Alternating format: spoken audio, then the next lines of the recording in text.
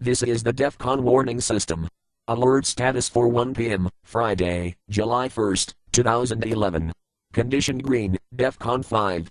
Condition green, DEFCON 5. Condition green, DEFCON 5. There are currently no imminent nuclear threats against the United States at this time.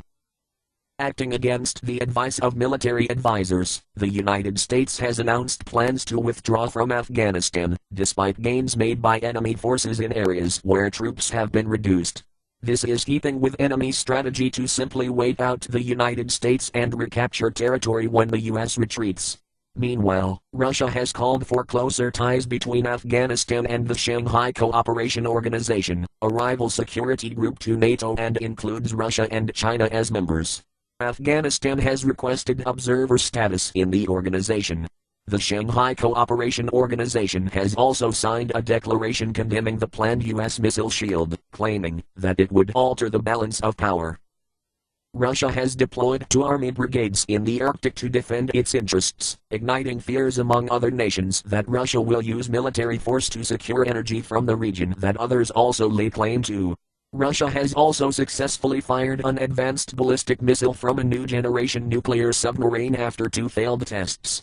Meanwhile, Russia has objected to a U.S. warship off its coast conducting NATO exercises, as well as closely monitoring U.S. ship movements in the Gulf region of Libya, which are sparking fears, legitimate or not, of another land war by the United States, adding to growing criticism of the U.S. of empire building.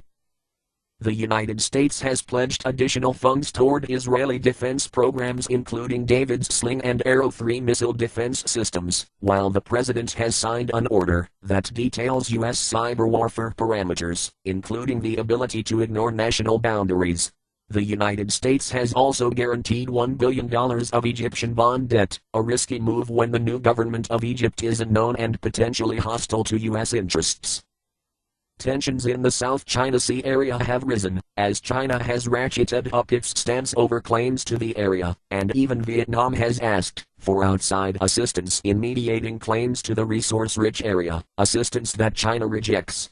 Additionally, Chinese General Bing has confirmed that China is preparing its first aircraft carrier, another step in challenging U.S. dominance in the Pacific.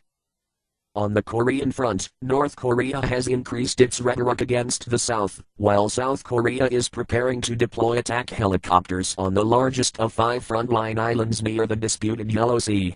North Korea continues to export weapons, as the United States has intercepted North Korean shipment of missiles bound for Myanmar, forcing it to return. Of significant note are new buildings found at the North Korean Yongbyon nuclear facility, sparking further fears that the country is accelerating its nuclear weapons program. South Korea claims that the North may have developed a nuclear warhead small enough to be loaded onto a ballistic missile, but states that such a belief is not based on any hard evidence, but rather an analysis of the Yongbyon facility.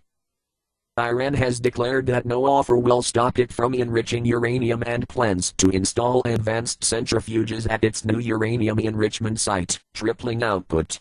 Iran's output far exceeds that which experts cite as peaceful needs. Recently, Iran launched a trial balloon to test reaction to the prospect of the country developing a nuclear weapon. The article hypothesizes little significant change in the Iranian day-to-day life should the test take place. The country also claims to have underground missile silos capable of launching long-range ballistic missiles, though hard evidence has not been found, and has developed new missiles designed exclusively to hit American bases in Afghanistan and Israel.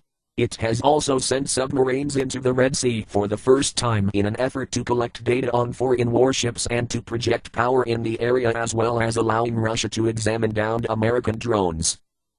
The DEFCON warning system is a private enterprise which monitors world events and assesses nuclear threats against the United States by national entities. It does not evaluate individual terrorist threats and does not report on them, except in cases of hard intelligence. The public should make their own evaluations and not rely on the DEFCON warning system for any strategic planning. At all times, citizens are urged to learn what steps to take in the event of a nuclear attack. If this had been an actual attack, the DEFCON warning system will give radiation readings for areas that are reported to it. Your readings will vary. This system serves the Kittle Falls area of Northeast Washington. Official news sources will have radiation readings for your area. For immediate updates, go to www.defconwarningsystem.com. Breaking news and important information can be found on the DEFCON Warning System message board. You may also subscribe to the YouTube channel DEFCON Warning System, however YouTube updates may be delayed by several hours due to server load. The next scheduled update is 1 p.m. Pacific Time, August 1, 2011. Additional updates will be made as the situation warrants, with more frequent updates at higher alert levels. This concludes this broadcast of the DEFCON Warning System.